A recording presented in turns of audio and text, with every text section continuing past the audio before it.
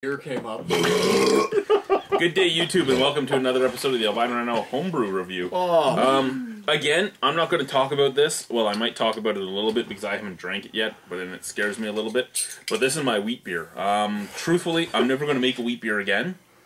I don't know how this turned out. Did you roll it? Did you do the wheat roll? You probably don't want me to do the wheat roll. Alright. Cautionary tale noted. I didn't get as many bottles out of this as I should have. There was a lot of schmutz, and I did use juniper berries in it. I like juniper. So juniper berries were getting stuck in my siphoning hose and everything else. So yeah, I gave up this is after a going to while. turn into, ladies and gentlemen, I think this is about to turn into a cautionary tale. So, there's two reasons why There I it could die goes. tonight. There it goes. There it goes. Oh, don't give me too much. Oh God. oh, all the schmutz is in the bottom. So Chad's gonna get it all. No, I'm not pouring to the bottom. Oh, that's also smart. This is in a Checkmate Pilsner glass. Well, Holy Pilsner Jesus. glass. Pilsner That bottle. is not even at my face yet, and I can smell it. I was going to smell it, and I realized I didn't have to bring it actually to my face to do so. Alrighty. So, can you guess what I've used in my spiced wheat beer? Cat urine. Bag of grass. No and no. Toenail clippings from an ogre. It actually kind of smells like that. It does. It smells like... Cameraman, give that a sniff. You went for a wheat, you made an IPA. It smells like a... I'm gonna laugh my ass off if what I'm very sure is in there is in there.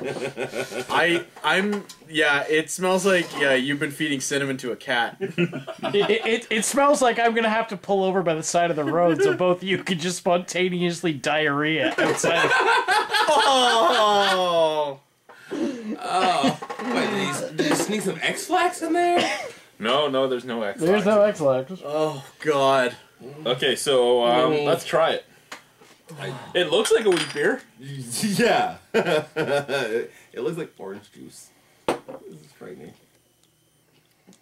Doesn't taste as bad as I thought it would. No. Very spicy, though. You got a lot of the spice out there. Yeah. If it was cold, it probably would have been much more refreshing. Again, I didn't think this stuff through. I just grabbed it to let you try it.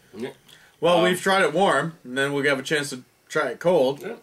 Yeah, we'll try it after it's fully aged because, again, just like the stout, this was bottled 4 days ago. Usually I'd like to give them a full week.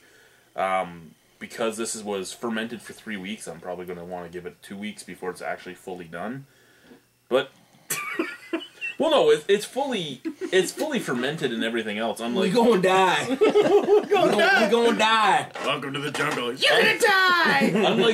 unlike when you leave it in the fermenter for just a week and then you bottle it, you're gonna want to leave it for a full week for all the yeast to die and everything. Yeah. All the yeast should be completely settled right now. It's just the carbonation that's not at its full rate and it hasn't settled fully. Like the bottom of the bottle will be settled more than it is right now once it's sat longer. It needs to sit longer. You need to sit longer.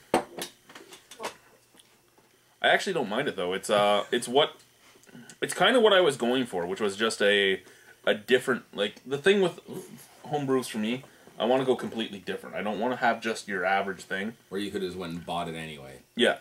I went different. There's a lot of lemon in here. There's a lot of lime. I used a lot of Citra hops. Yeah. Okay, that makes sense. That's why it sort of tastes like Pledge. I won't say pledge. It doesn't taste Well, like no, pledge. it's because of the syrup. I imagine if this sits a little longer and it's served cold, I imagine it's perfectly fine. Warm, it's really blowing that shit's there's blowing right up in 3 your face, ounces right? of ginger root in here. Yeah, you're definitely that's identifiable. I think that's the thing that I have. I think cold, this would be great. This will actually I think be cold, decent. you're going to get more of the lime and lemon, and you're not going to get as much of the ginger. The ginger's coming out strong. Yeah, it's like you open the Ark of the Covenant. And again, juniper berries. There's a whole ounce of juniper berries in it. You can't go wrong with juniper berries. I added half the juniper berries. I added half an ounce during the boil and half an ounce squashed up as just sitting in the fermenter. I don't know. It's drinkable. Yeah. I'm not disgusted by it. No, it's not disgusting.